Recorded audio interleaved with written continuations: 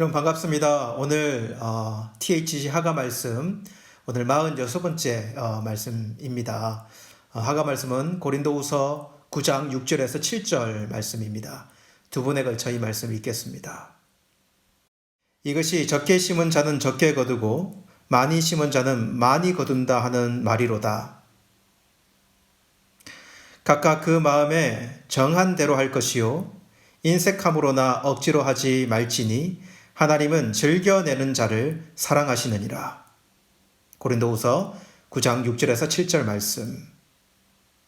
이것이 적게 심은 자는 적게 거두고 많이 심은 자는 많이 거둔다 하는 말이로다. 각각 그 마음에 정한 대로 할 것이요 인색함으로나 억지로 하지 말지니 하나님은 즐겨내는 자를 사랑하시느니라. 고린도후서 9장 6절에서 7절 말씀. 여러분 좋은 아침입니다. 오늘 토요일 아침이네요. 이 토요일 아침의 하가 말씀은 오늘 하나님께 후히 드림이라고 하는 좀 주제를 가지고 말씀을 좀 나누기를 원합니다. 후히 드린다라고 이렇게 표현하면 우리가 먼저 어떤 양을 생각하겠다라는 생각이 들어요. 양을 많이 드린다? 이런 생각 가지게 돼요. 그러나 오늘 말씀은 양적인 측면보다는 성경에서 강조하고 있는 다른 면을 조금 더 생각해 보기를 원합니다. 여러분, 이 세상은 절대적인 기준도 있지만 이 세상에 상대적인 기준도 분명히 있습니다. 그렇죠? 우리가 학교 다닐 때 절대평가도 받고 그리고 상대평가도 받지 않습니까? 이렇게 평가 기준이 다를 수도 있다는 거죠. 여러분, 우리 하나님은 절대평가를 하시는 분이실까요? 아니면 상대평가를 하시는 분이실까요? 오늘 말씀에 적게 심은 자는 적게 거두고 많이 심은 자는 많이 거둔다. 이것이 세상에 있는 아주 중요한 법칙입니다. 이 법칙은 세상에 분명히 지켜지고 있고 그리고 정당하게 여겨지는 법입니다. 그렇죠? 그래서 콩 심은 데는 콩을 분명히 거두고 있습니다. 콩을 심었는데 금을 거둘 수는 없는 거죠. 그렇죠? 사람들은 그렇기를 원하지만 이 세상의 정당한 법칙은 심은 대로 거두는 것이에요. 그래서 세상에는 부자가 더 큰 부자가 될 가능성이 정말 많아요. 왜냐하면 이 절대적인 법이 있기 때문에 그래요.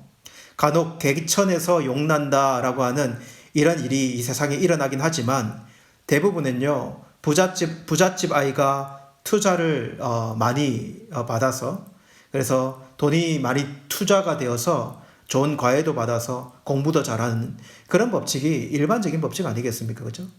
여러분, 그러나 하나님의 나라에는 이것이 좀 다르게 적용된다는 것을 여러분 알고 계십니까? 기본적으로 심은 대로 거두는 법칙이 하나님 나라의 법에 어긋날 리는 없습니다. 그런데 이 많이 심는다라고 하는 이 부분이 좀 달라요. 두 가지 성경적인 예를 한번 들어볼게요. 여러분, 가인과 아벨의 제사를 여러분 알고 있을 것입니다. 왜 하나님께서 아벨의 제사는 받고 가인의 제사는 받지 않으셨을까요? 아벨이요, 여러분, 더 가치 있는 제물을 마련해가지고 하나님께 드려서 그럴까요? 아벨이 하나님께 드린 이 제사의 그 양이요, 훨씬 많아서 그럴까요? 하나님께서 가인과 그의 제사를 받지 않으셨다, 이렇게 기록하는데요. 여러분, 그 의미 안에는, 분명히 가인이 어떤 마음으로 하나님께 제사를 드렸는가도 분명히 그 안에 들어있다는 것입니다. 하나님께 정성스럽게 그가 제사를 드렸는가? 하나님께 후한 마음으로 마음을 다해서 제사를 드렸는가? 이런 태도의 문제, 마음의 문제가 분명히 들어있다고 생각해 볼 수 있어요. 누가복음 21장에 가보면 회당에 들어가면 흥금함이 있는데 그 흥금 앞에서 벌어지는 일들을 기록하고 있어요. 한 부자가 들어옵니다. 남들이 다 보라는 듯이 동전 뭉탱이를 꺼내서 철철철 떨어뜨리며 헌금함에 그 헌금을 합니다. 사람들은 생각합니다. 와, 저 부자는 역시 달라. 헌금하는 양도 틀리네. 통이 상당히 크네. 하나님이 기뻐하시겠네. 이렇게 사람들은 평가할지 모르겠습니다. 뒤에 가부가 들어와요. 고사리 같은 손으로 2렙돈을 그 헌금함에 떨어뜨려요. 2렙돈은 정말 작은 돈이거든요.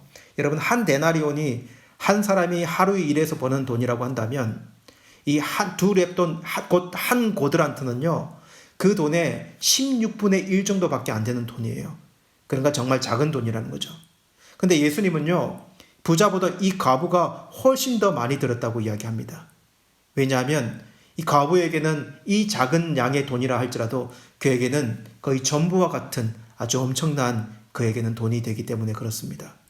이 과부가 드린 돈 안에는요, 후하게 드리려는 그의 정성, 그 양, 그 마음이 모두 녹아져 있는 것을 우리는 생각해 볼 수 있어요. 여러분, 이것이 하나님의 평가 기준이라는 것을 우리는 생각해 볼 수 있는 거죠. 하나님의 나라에 후하게 드리는 모습은 무엇인가?